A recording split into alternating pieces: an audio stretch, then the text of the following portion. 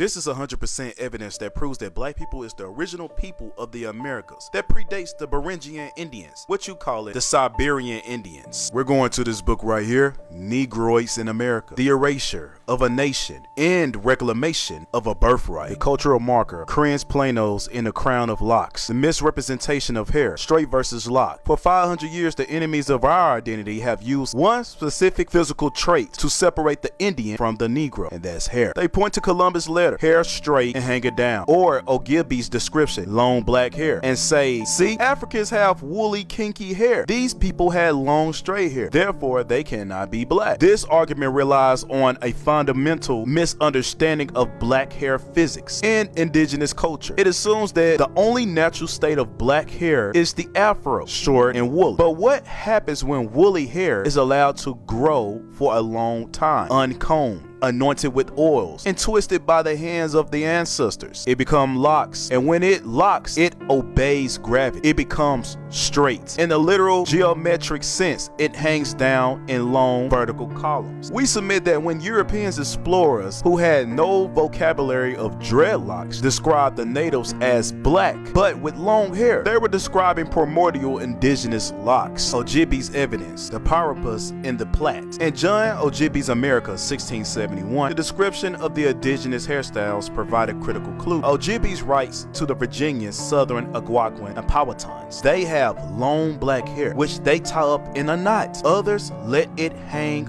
loose. But look at the engravings in Ogilby's book, often based on White's drawing or descriptions. The hair is often depicted not as the silky, thin sheets of the mongoloid, but as thick textured ropes. So please don't get misconstrued between straight hair and locks, because they're literally the same thing. The explorers didn't have a definition for that in that time period. So how could they explain what a dreadlock looked like? Answer that question. What do a black person's hair look like if you let it grow out, uncombed, untamed? What will happen to it? It literally becomes free-form locks. It becomes straight. The son's admission. We call our next hostile witness Fernando Colombo, the legitimate son of the admiral. He accompanied his father on the fourth voyage and had access to his father's private journals, many of which were later lost. His book by Fernando Colombo serves as the definitive biographical record of the exploration. In chapter 63 of the Standard Counting, dealing with the arrival of Cape Verde Islands in the course of the third voyage, Fernando reveals why Columbus steered south. He wasn't just looking for the land. He was testing a specific report given to him by the natives of Hispaniola. Now in the book, the translation, the Gente Nera, Black People, we focus on the passage where Fernando recounts what the Indians of Hispaniola, which is Haiti, told Columbus before he left for the third voyage. This is the context. Columbus wished to verify a report given to him by the native king. The king told Columbus that there were people in the south and southeast. This is the Italian translation right there, if you ever want to go to that book. And this is the official English translation, that from the direction of the southeast had come black people who carry spirit points made of certain metal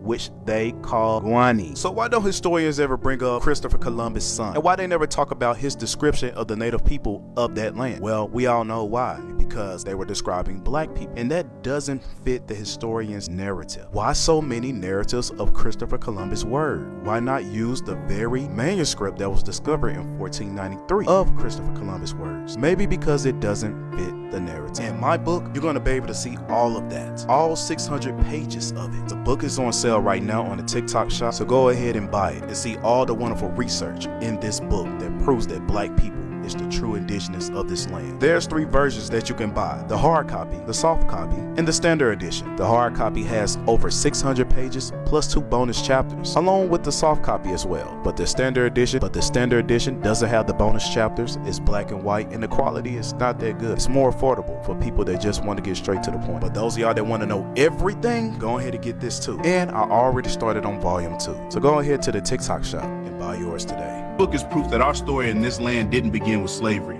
Black people were here before Columbus, shaping cultures, building cities. It challenges the history you were taught and gives our birthright back. Now on sale on TikTok shop. Buy yours today.